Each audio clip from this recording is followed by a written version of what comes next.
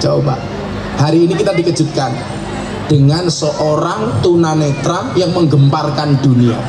Hanya dalam waktu nggak ada 2 hari langsung viral, Putri Aryani. Betul? Maksud saya apa? Loh, kita hari ini mohon maaf Pak Kiai Agus, saya punya teman yang punya RCTI itu, karena dulu saya punya acara di sana namanya Ngobrol Bareng Gus Miftah itu. Dia saya tanya, Anda dulu bikin TV habis biaya berapa Pak? 500 miliar sampai 1 triliun. Sekarang semua di antara kita berpotensi punya TV, nggak harus modal 1 triliun. Cukup dengan HP-nya masing-masing. Bisa buat Haryo TV, bisa buat As-Salafiyah TV. Cukup dengan modal 1.500.000 HP cross gawe TV. Kebayang nggak HP ku iPhone di WA sama cross? Sudah bisa. Artinya apa? Persoalannya hari ini adalah bukan masalah kamu bisa atau nggak bisa, tapi mau atau tidak mau. Ayo di branding. Gus, kalau saya posting saya malu dikira pamer. Oh, ini sesat. Sekarang ahli maksiat saja mohon maaf posting kayak gitu kok. Kalau orang ahli maksiat bangga dengan postingan kemaksiatannya, kenapa kita orang baik tidak bangga dengan postingan kebaikan kita? Gus, nanti dibilang pamer. Itu setan yang ngomong kayak gitu. Imam Al-Ghazali mengatakan apa? Apakah sesuatu yang ditampakkan itu pasti pamer? Oh tidak, selama dia bisa menjaga hati dan niatnya. Toh orang bersedekah itu boleh diterang-terangkan. Bilaili wan nahar, malam hari, siang hari, orang sedekah. Sirra wa alaniyah, tersembunyi maupun terang-terangan, boleh. Sedekah kamu posting boleh, nggak kamu posting juga boleh. Yang diposting belum tentu pamer, yang disembunyikan belum tentu ikhlas. Jadi sedekah itu mau terang-terangan maupun tersembunyi boleh. Yang nggak boleh itu sembunyi-sembunyi nggak pernah sedekah, terang-terangan nyinyirin orang yang sedekah. Itu yang nggak boleh. Betul Bu? Ciri-cirinya orangnya biasanya pakai baju batik.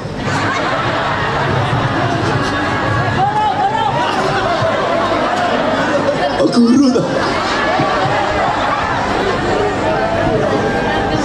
Muridnya yes. Kalau ibu-ibu hati-hati ngaji sama Gustaf provokator poligami. Saya nggak pernah poligami. Kalau saya ditanya Gustaf menikah lagi, saya nunggu takdir. Kalau memang ada takdir, saya tidak bisa melawan takdir. Kalau nggak ada takdir, saya menciptakan takdir saya sendiri. Enggak Bu, enggak, aman. Alah sak pinter-pinter kiai Bu, diketak sama suami sama istrinya, goblok dadak. Sehebat-hebatnya Pak Kiai Agus, dibentak sama istrinya, bloon di tempat. Inyong bae, oh. Laki-laki itu kalau di luar kayak macan Pak, di rumah kayak kucing. Perempuan kok dilawan? Perempuan itu kalau perempuan itu kan satu, mau dimengerti nggak pernah mau mengerti. Serius. Perempuan itu kalau disakiti nggak pernah lupa, kalau menyakiti nggak pernah ingat.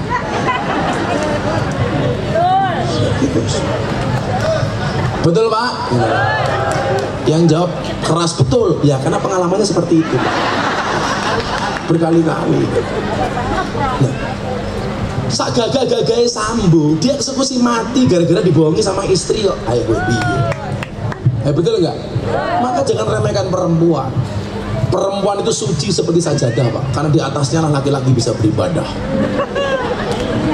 Maka bagi laki-laki semakin banyak sajadah semakin bagus.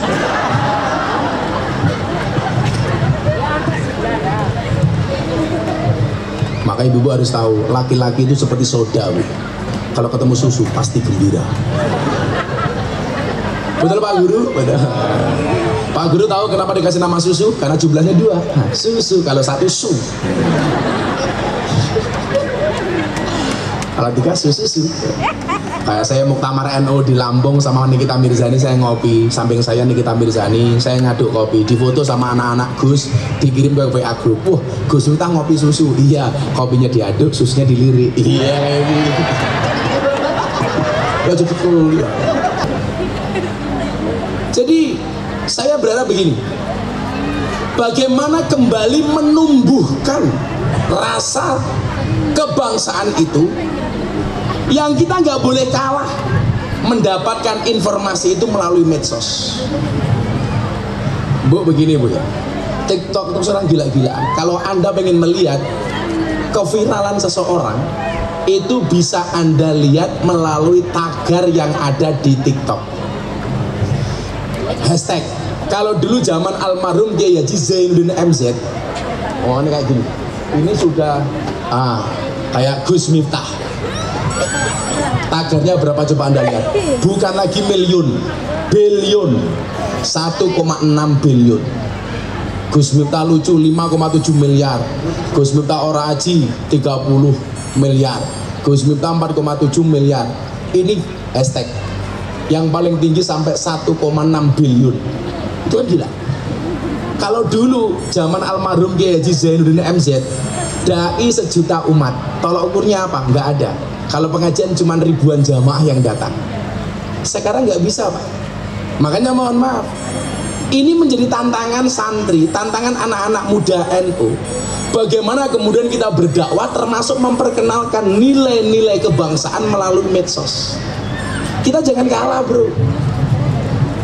Sekarang kan semua orang pengennya viral Bu. Bahkan mohon maaf, banyak yang viral tidak dengan prestasi tapi dengan sensasi. Saya pulang pengajian jam 12 malam, saya buka TikTok, ya Allah, ada mbak-mbak pakai jilbab, bajunya dibuka, direkam Pak, hey guys, susuku gede guys gitu.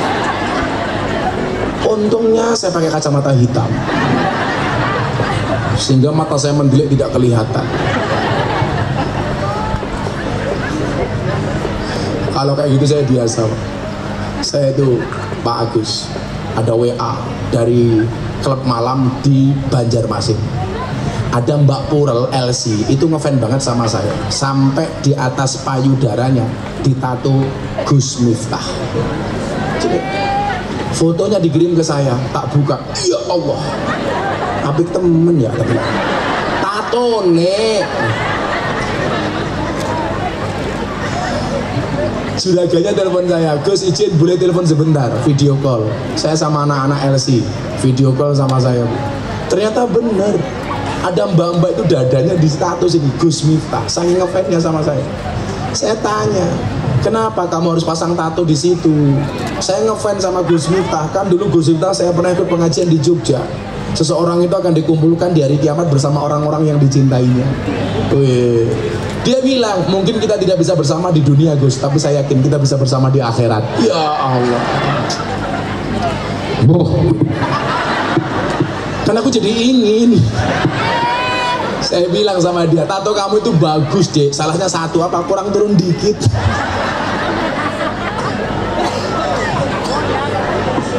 Para katon ya.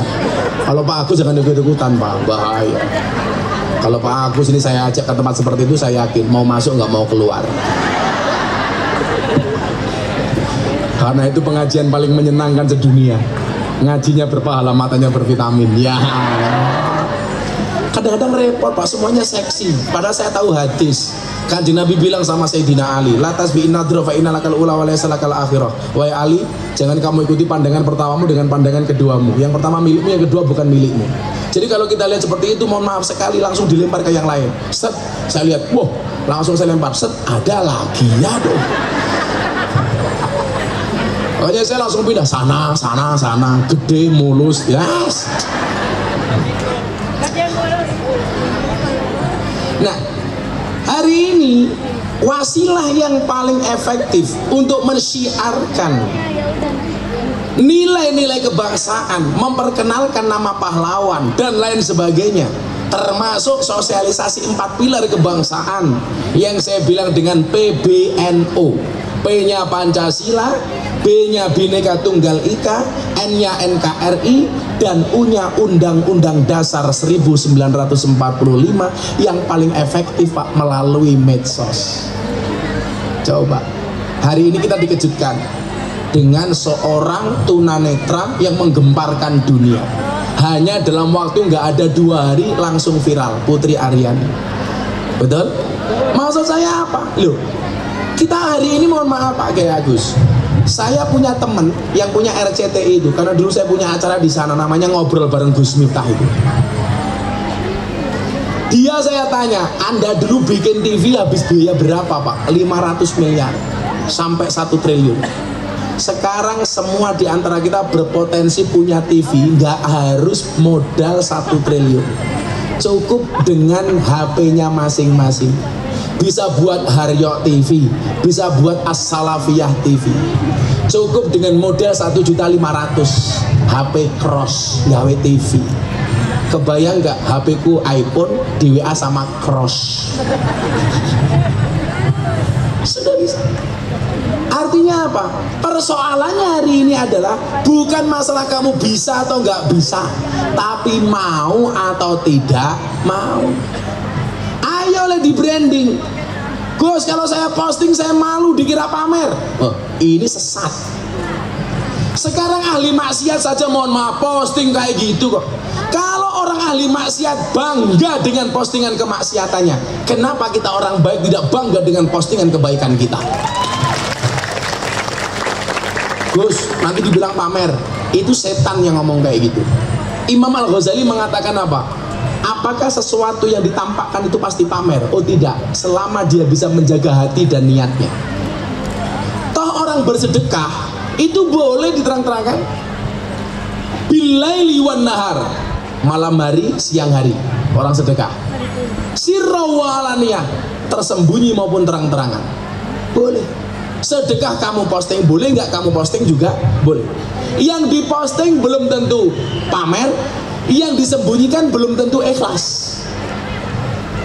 Jadi sedekah itu mau terang-terangan maupun tersembunyi boleh.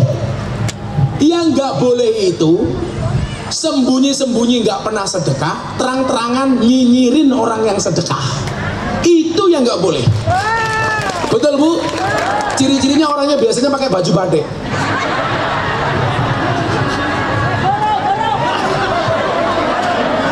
Oh, guru tuh. Muridnya yes.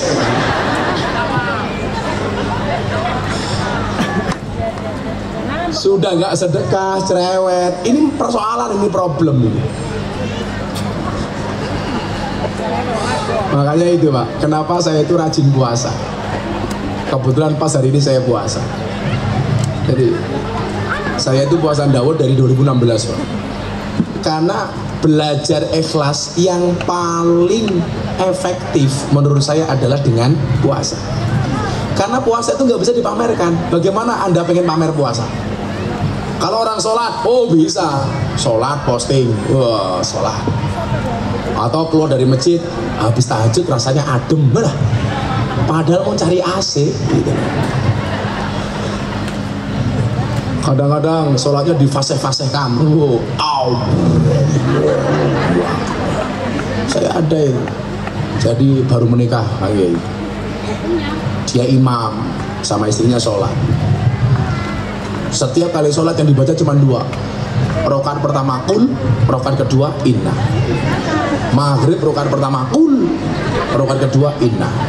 Nisa rakaat pertama kul, rakaat kedua inna. Begitu subuh mertuanya ikut sholat makmum. Kalau baca kul sama inna tok gengsi. Akhirnya begitu Fatihah ditambah diganti inna anzalna. Dilalah salah. Inna anzalnahu fi lailatul qadr. Kan salah. Yang kan harusnya jar majrur fi lailatil. Membacanya fi lailatul. Mertuanya ustadz langsung diingatkan dari belakang. Til. Lah dia nggak terima, sudah bertahun-tahun membacanya fi lailatul kok kenapa til? Diulangi lagi.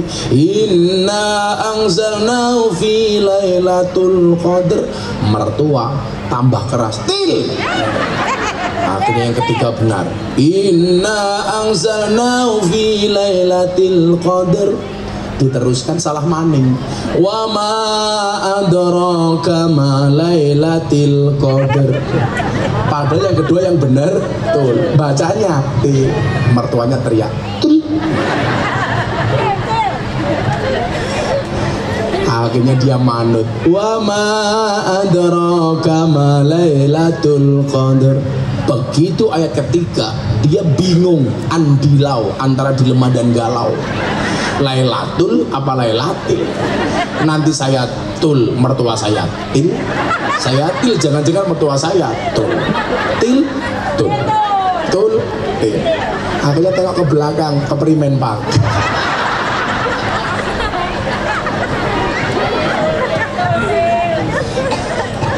Batal ya. Kadang-kadang memang ada persoalan fikih itu yang harus kita bahas, Pak. Contoh begini, cara mengingatkan imam salah. Coba, bagaimana cara mengingatkannya? Kalau laki-laki membuat dengan kalimat tasbih, subhanallah. Kalau perempuan dengan tepuk tangan atau tepuk paha. Tapi kan pahanya sendiri, bukan pahanya orang lain. Tepuk tangannya gimana, Bu? Itu tepuk pramuka, Bu. Jadi punggung tangan kanan ketemu dengan telapak tangan kiri atau sebaliknya. Nah, sekarang menjadi problem. Kadang-kadang imam itu diingatkan dengan tasbih atau dengan tepuk tangan, itu nggak paham, Pak. Ada imam yang salah. Membaca Fatihah dalam surat hukumnya apa? Wajib. Membaca surat pendek atau ayat setelah Fatihah hukumnya sunnah. Ini ada imam lupa. Allahu Akbar pas Jumatan. Langsung yang dibaca surat, gak baca Fatihah. Allahu Akbar. Qul ya ayyuhal kafirun. Makmum kompak. Subhanallah. Ya, imamnya nggak tahu salahnya di mana. Dikira kurang fasih, difasih-fasihin. Ya ayyuhal kafirun. Makmum semakin keras. Subhanallah. Imam tambah stres. Ulangi lagi, Gus. Ya ayyuhal kafirun. Akhirnya makmum belakang imam teriak kenceng banget, Fatihah. Pertanyaan saya, Fatihah itu bacaan salat apa bukan? Bacaan salat apa bukan? Bukan. Fatihah. Pertanyaan saya, salatnya batal apa enggak? Batal, bukan bacaan salat toh. Sandinge sampingnya malah bilang, tak kena ngomong. Ya batal. Sampingnya ada guru As-Salafiyah bilang, oh untung aku nggak ngomong deh. Ya batal.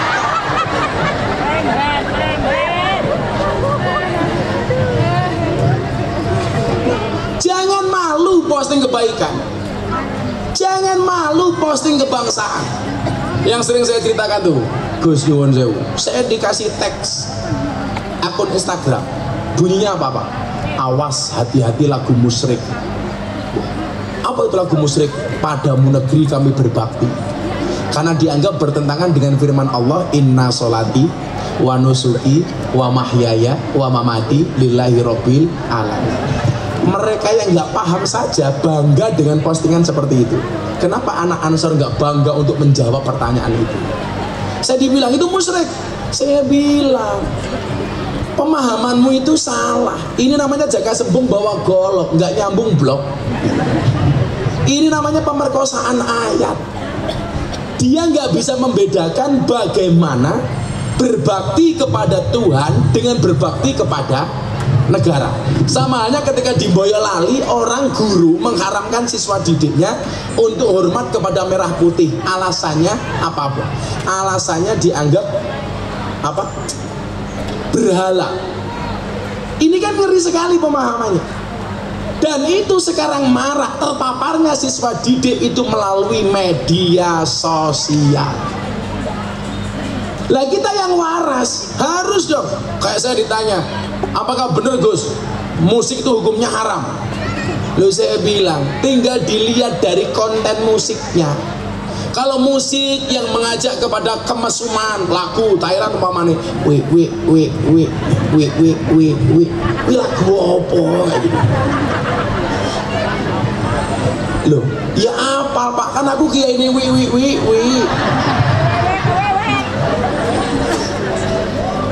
Kiai ini Sari Hitam ya. Kiai ini Doli. Di mana? Semarang, Sunan Kuning, Ambarawa, Bandungan. Nah, kayak gini. Kok Pak Guru matanya melotot?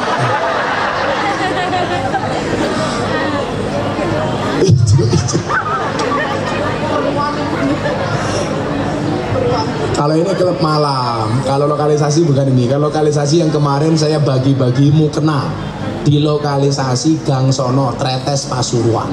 Saya membagi 680 mukena. Lah ini kalau ini lokalisasi.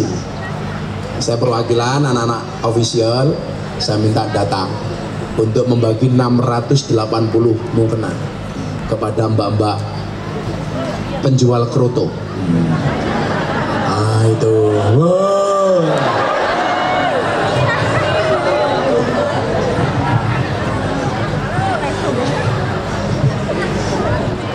Masya Allah sambil begini makan. Saya kemarin bagi 680 mukena untuk para PSK di Pasuruan. Dan ternyata betul-betul manfaat karena Ramadan mereka nggak pulang, tetap bekerja. Maka kemudian para aparat di situ membuat peraturan boleh bekerja setelah melaksanakan sholat tarawih. Jadi akhirnya mereka melaksanakan sholat tarawih berjamaah sebelum jualan kroto. Saya telepon, saya iseng lah telepon. Dok, kalian nggak pulang? Enggak bah, kita tetap bekerja untuk ngasih THR bapak ibu di rumah.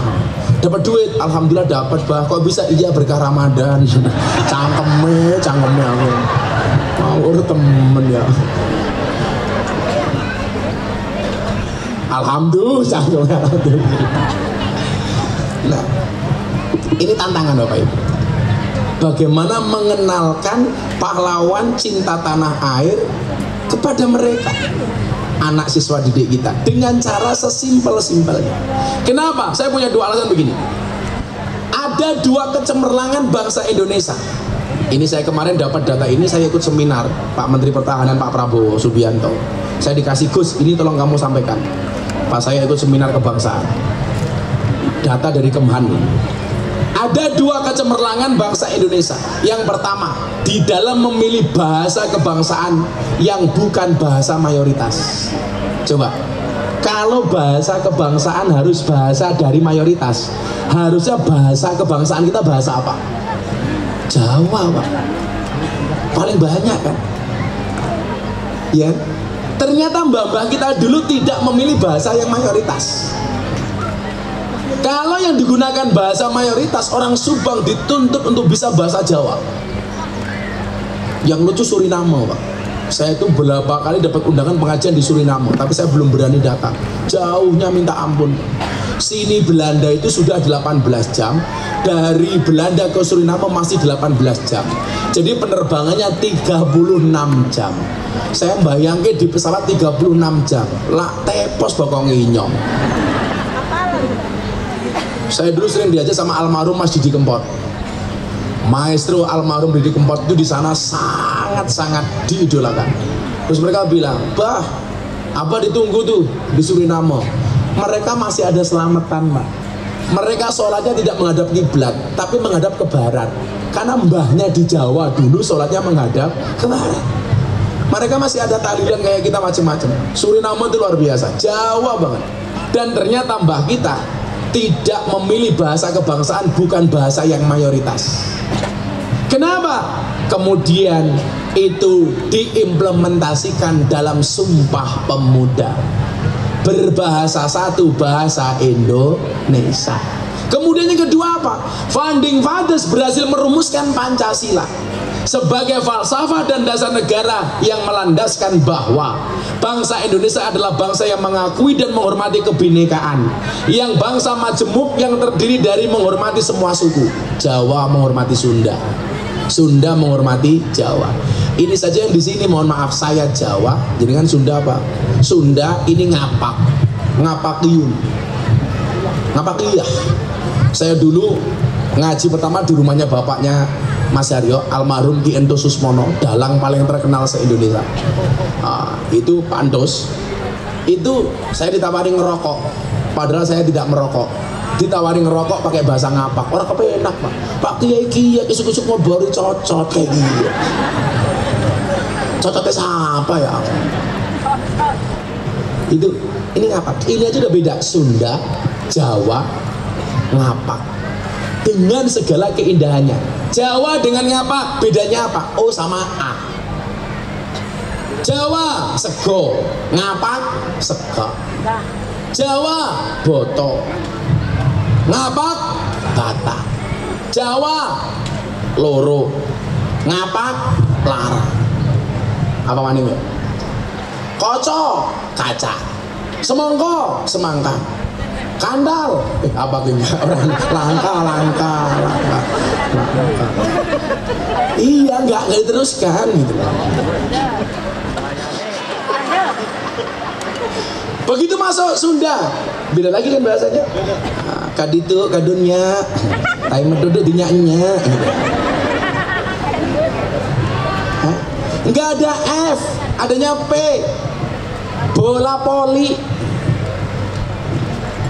Nggak bisa fabi ayyi ala rabbikum atukadir, nggak bisa fabi ayyi ala rabbikum atukadir. Sunda. Makanannya pun juga beda Pak. Jogja manis, ngapak gurih, Sunda asin pedes. Ini dari segi itu saja sudah berbeda.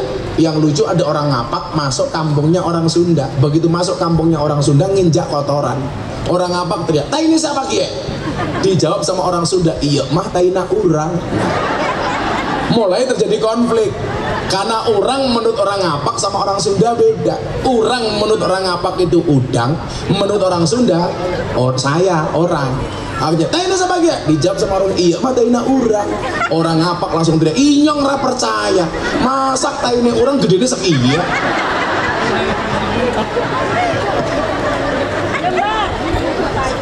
Orangnya sepira. Ini keindahan. Orang Sunda digambarkan suka dengan lalapan. Ya. Orang Jogja kalau makan suka manis-manisan. Sehingga apa? Pancasila ini menjadi jaminan menghormati semua suku, menghormati semua ras, menghormati semua agama. Makanya lumrah kalau dulu orang Kalimantan marah gara-gara ketika ibu kota dipindah ke Kalimantan, ada orang mengatakan kenapa ibu kota dipindah ke tempat buangan setan demi jin iblis. Orang Kalimantan tersinggung, Pak. Kenapa? Karena mereka merasa kearifannya tidak dihormati. Marah mereka, dilaporkan polisi, di penjara.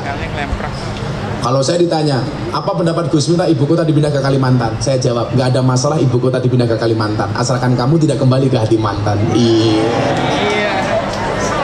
Seleber. Makanya bapak-bapak guru, kalau ada anak keluar dari sekolah namanya alumni. Makanya kalau kamu punya mantan jangan kamu panggil mantan, alumni, supaya bisa reuni. Iya. Jadi orang-orang yang nggak bisa move on. Move on itu pilihan, gagal move on cobaan, pura-pura move on pencitraan. Anda tahu kenapa move on itu berat? Karena dari SD sampai perguruan tinggi yang dipelajari hanya mengingat dan menghafal, bukan melupakan. Iya. Makanya ingat, jangan pernah mengulangi kesalahan yang sama. Kenapa? Karena masih banyak kesalahan lain yang harus kita coba.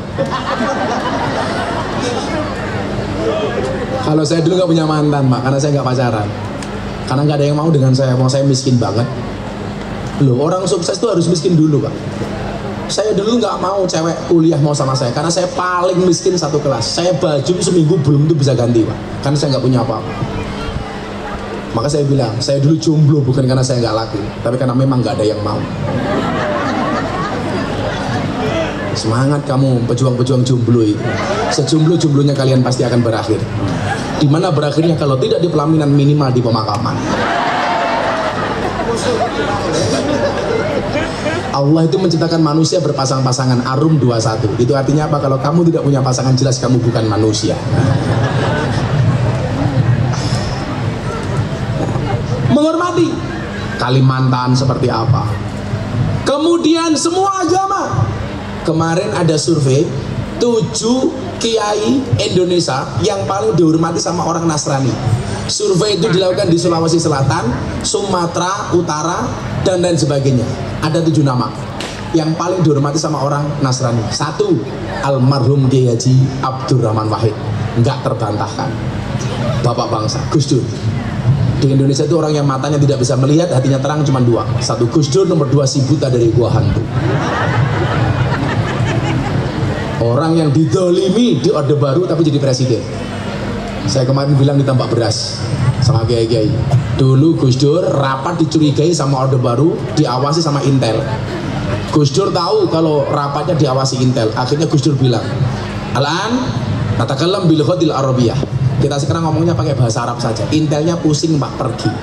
Begitu sampai kantor, Intelnya ditanya sama komandannya, "Hei Intel, apa tadi hasil rapatnya Gus Dur?" "Oh, aman komandan, Gus Dur dan para kiai hanya saling mendoakan."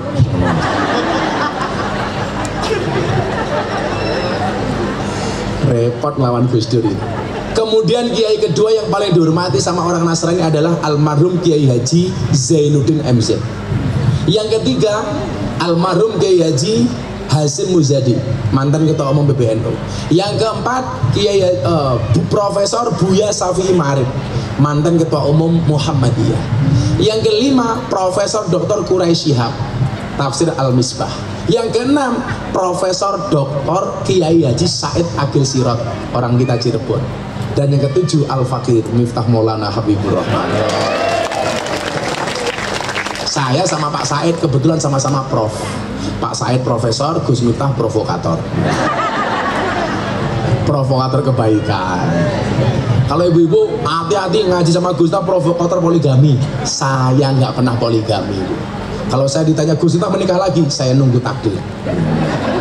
Kalau memang ada takdir, saya tidak bisa melawan takdir. Kalau nggak ada takdir, saya menciptakan takdir saya sendiri. Enggak, Bu, enggak, aman. Alah sak pinter-pinter kiai, Bu, digetak sama suami sama istrinya, goblok dadak. Sehebat-hebatnya Pak Kiai Agus, dibentak sama istrinya, bloon di tempat. Inyong bae. Oh. Laki-laki itu kalau di luar kayak macan, Pak, di rumah kayak kucing. Perempuan kok dilawan? Perempuan itu kalau perempuan itu kan satu, mau dimengerti nggak pernah mau mengerti. Serius. Perempuan itu kalau disakiti nggak pernah lupa, kalau menyakiti nggak pernah ingat.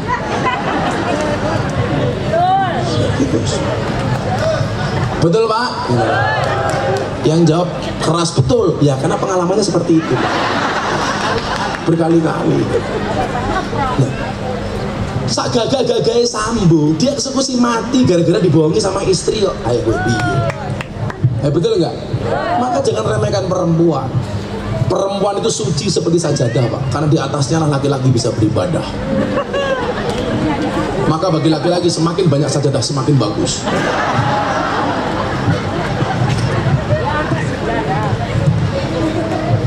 Maka ibu-ibu harus tahu, laki-laki itu seperti soda, Bu. Kalau ketemu susu pasti gembira. Betul, Pak Guru? Betul. Pak Guru tahu kenapa dikasih nama susu? Karena jumlahnya 2. Nah, susu, kalau satu su.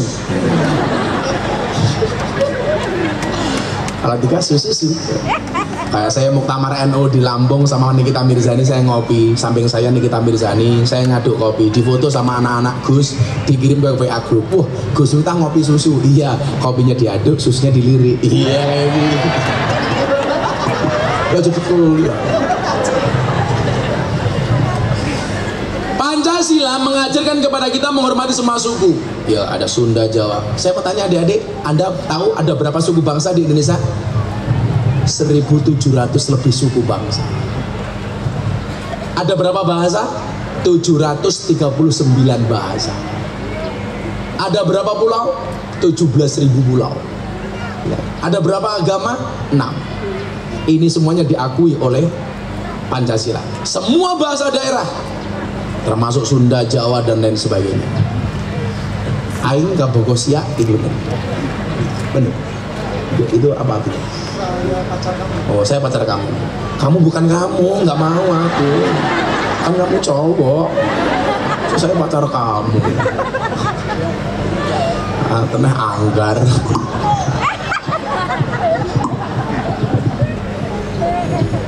Kalau bahasa pisuan yang paling kasar di Sunda itu bleguk siak gitu. Kalau Surabaya kan dancok gitu. Kalau Jogja bajigur gitu. Kalau ngapa apa ya? Bangsat. Oh, bangset itu artinya apa? Oh, bangset. Kalau di Madura patek celeng. Asu gireng. Kalau di Lampung Kampuang, anjing. Makanya dulu ada kan di Malang ada ustadz yang mengusulkan sholat dua bahasa. Yang tua-tua masih ingat ya. Jadi dia usul namanya Muhammad Yusman Roy, panggilannya Gus Roy. Dia pengen sholat itu dua bahasa pak, bahasa Arab dan bahasa yang dipahami. Jadi kalau orang Jogja Allahu Akbar, Allah niku ageng. Orang Surabaya Allahu Akbar, Allah niku gede banget. Orang apa? Allah gede banget kayak gue.